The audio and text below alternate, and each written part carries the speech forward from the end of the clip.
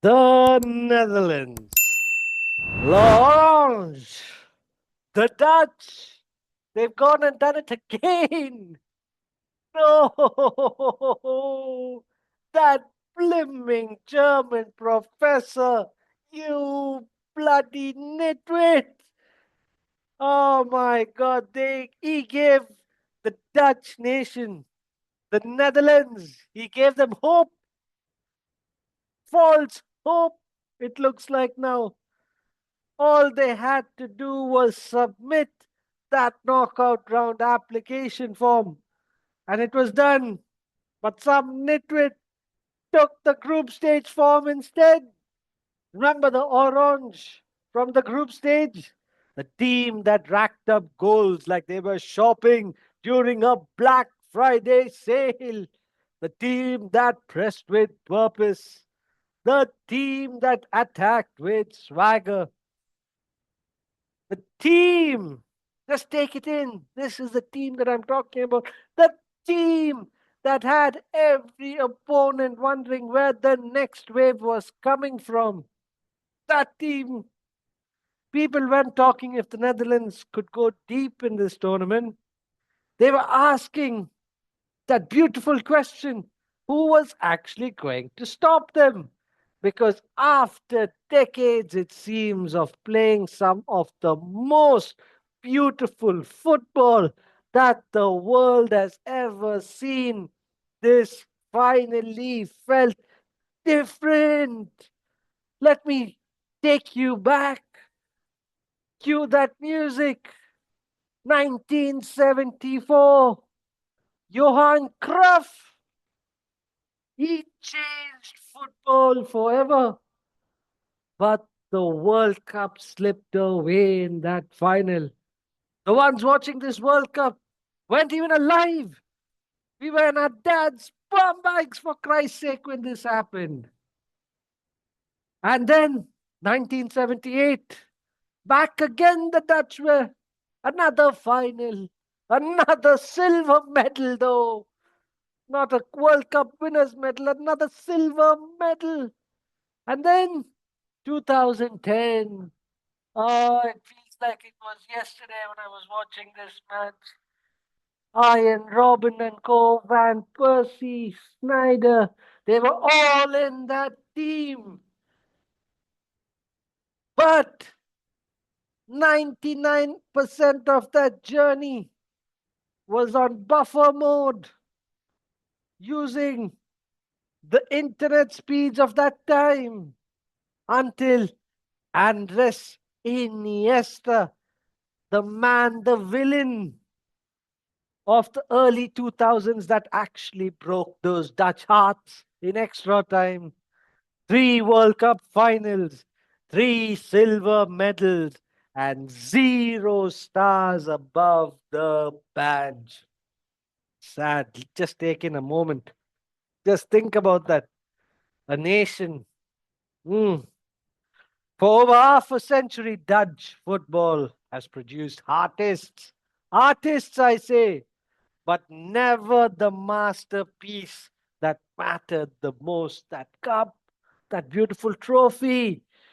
Ah, see, when this Orange, this team, when they bulldozed each and every side in that group stage, scoring goals for fun, pressing teams into submission like bloody Kurt Angle with that ankle literally breaking. That's what they did. They were making opponents look like they were trying to solve a bloody Rubik's Cube while wearing oven mitts. That's how they were.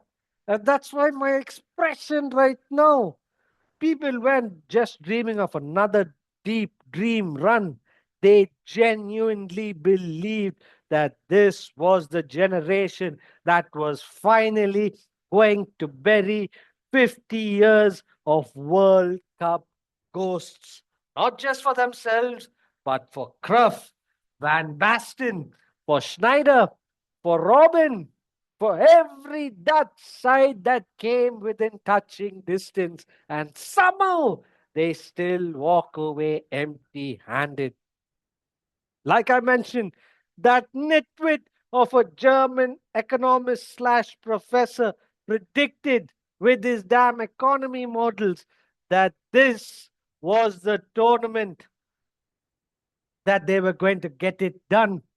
Just because that nitwit predicted 3 tournaments in a run, they thought, yes, and they listened to him. They shouldn't have. Just go and do what you have to bloody do. What this prick was drinking is definitely under a discussion tag there. He needs a sobriety test, that guy. He must have been hammered when putting forward this prediction, because what turned up against Morocco wasn't the Netherlands. It was football's version of putting a Ferrari into eco mode before driving it uphill. That's what fucking happened. Ronald Koeman, another nitwit, he looked at the tournaments or one of this tournament's most dangerous attacking teams, and apparently, you know what he thought? This match needs less football.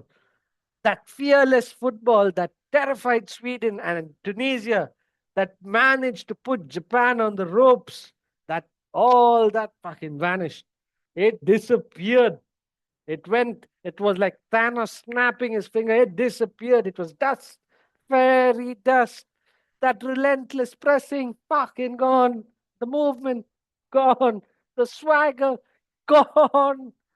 Left somewhere back in the group stages. And while the Dutch looked like they were not trying to lose or not losing, Morocco looked like they couldn't care less who the fuck was standing in front of them.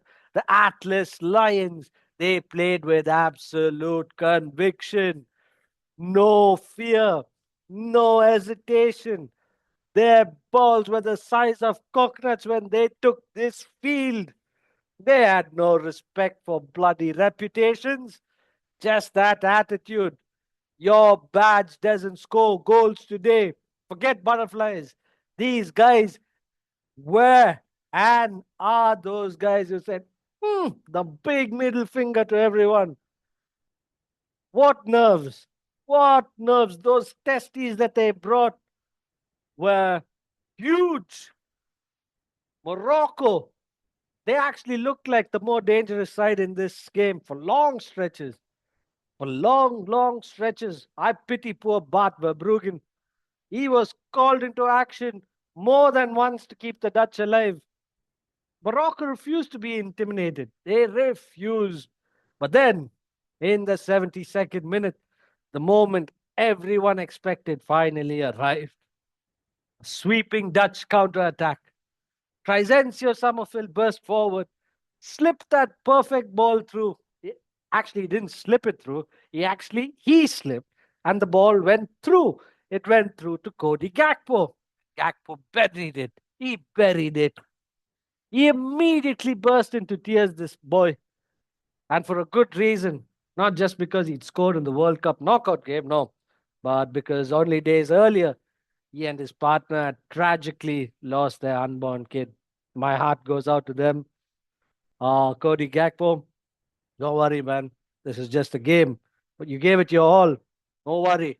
He's seen you. You did it for him. But anyway, back to this. Back to the game. For a moment, football stopped being football. It became something much bigger. And Gakpo brought that moment. 1-0. The script had finally arrived, or so everyone fucking thought. Then Morocco reached in, deep in, to football's washing machine of chaos and pressed the extra spin button. And in stoppage time, Issa Diop, their black Superman, rose. Rose, he flew off the effing ground. Highest in the air at that point to power home the equalizer. One cross, one header, one nation. Silence the fuck out. The Dutch dream that had looked so secure was suddenly hanging by a bloody thread. Extra time came, and the team that looked more likely to win this They weren't wearing orange. Where is that? They weren't wearing orange. Orange. It was the Atlas Lions. Morocco kept believing, they kept running, they kept fighting. While the Netherlands looked like the team that were waiting for penalties. Instead of trying to avoid them, they were waiting for them. What bloody idiots. And then the penalties. This is where, in World Cups, where the World Cup itself stops caring about momentum. It gives an absolute shit about it and it starts collecting victims. It's like, oi, what you doing there? Fucking come over. That's what it does. For idiots who wanted to go to penalties like the Dutch did, this is what you asked for and you got it. The first twist came, and I apologize if I screw up this Moroccan player's name, Neil El Ainoui. He blasted Morocco's second penalty after Koeman put one ahead for the Dutch. He blasted this over the bloody bar. It was a lifeline, an invitation, a chance for the Orange to seize control. Instead, listen to this name. Justin Kluivert stepped up and he dragged his penalty wide. I wasn't I wasn't a person who was in, or I wasn't there when this happened in the past, but I've seen videos of it. I've seen videos of it. And somehow football has a very cruel sense of humor. I was really young back then. And this was it. It was another Clivert. If you know what I'm talking about, you know it. How painful is this going to be? It's a family flicking legacy, actually, with the Clivert name. Another painful World Cup penalty memory. History had found this family again. Found them a fucking second time. Then came one of the most weirdest moments in this entire tournament so far. Sufyan Rahimi, he struck his penalty. Okay. Bart Verbruggen, the poor fucking Dutch goalkeeper, I pity this guy. I feel sorry for him. He got both hands to that ball. The Dutch celebrated in the stands. For a split second, everyone thought he'd saved it. Then, in the most cruelest way again, that football somehow squeezed underneath him and rolled towards his bloody legs, for which, in his moment or his momentum that propelled him that way, his leg actually kicked the ball back in. So Rahimi never scored, but Bruggen scored the own penalty that he actually saved. It just trickled over the line and it counted. It counted. Football had just pulled off one of the most ridiculous magic tricks yet again. The Netherlands still had chances though, but pressure had a funny bloody way of making goal or the goal sticks shrink when it comes to World Cup penalties. Because Quintin Timber steps up now and he sends his penalty wide. Another opportunity gone. Then Morocco blinked. They thought, okay, let's go. Ashraf Hakimi, PSG's talisman, he stepped up. He's one of the most coolest players on the planet, and he hits the post. The door swung open again, inviting the Dutch. Come on, the finish line is here, boys. Let's go. Come on, you fucking idiots. Let's go. They had another chance, and somehow they still couldn't walk through it. And now came the most defining moment of this World Cup. Crescencio Somerville, the man who assisted or accidentally assisted Gakpo, he walked towards the penalty spot. They had to score the Dutch.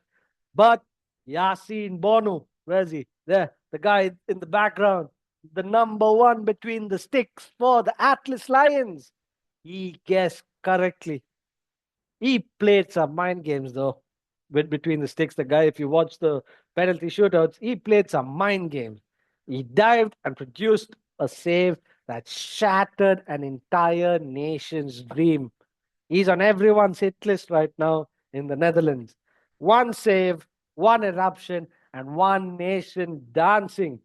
One nation frozen still. Now, all that remained was one final kick. And up stepped Ismail Sai Badi. He was born in the Netherlands, now wearing the Moroccan colors. If football had pitched this ending to anyone, people would have called it unfucking realistic. One calm up posture, one run up, and one composed finish. No panic, no hesitation, just conviction from him. And it made Morocco 3, the Netherlands 2, in a 5 penalty shootout. Just imagine the player born on Dutch soil had just eliminated his country of his birth. Sometimes football doesn't write stories like this, it writes poetry, and this game itself was poetry. This wasn't some smash and grab gone wrong. No chance. No way. Morocco earned every second of it. They controlled long spells. They created better chances. They never abandoned their identity. They never feared the occasion. Meanwhile, questions immediately turned to bloody Ronald Koeman. His conservative approach, what was going through his mind, no one will understand. No one. The critics, people like me, still argue the Dutch abandoned their attacking identity. The one, the identity that made them one of the most feared sides in this tournament was just taken out of that equation, gone.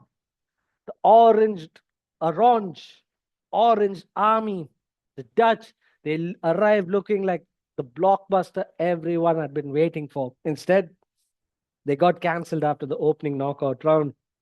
Very bloody sad.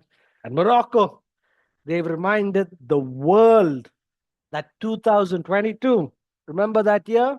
It wasn't lightning in a bottle. It wasn't luck. It wasn't fluke. It was a bloody warning sign back then. The Atlas Lions are roaring again. Again. Roar.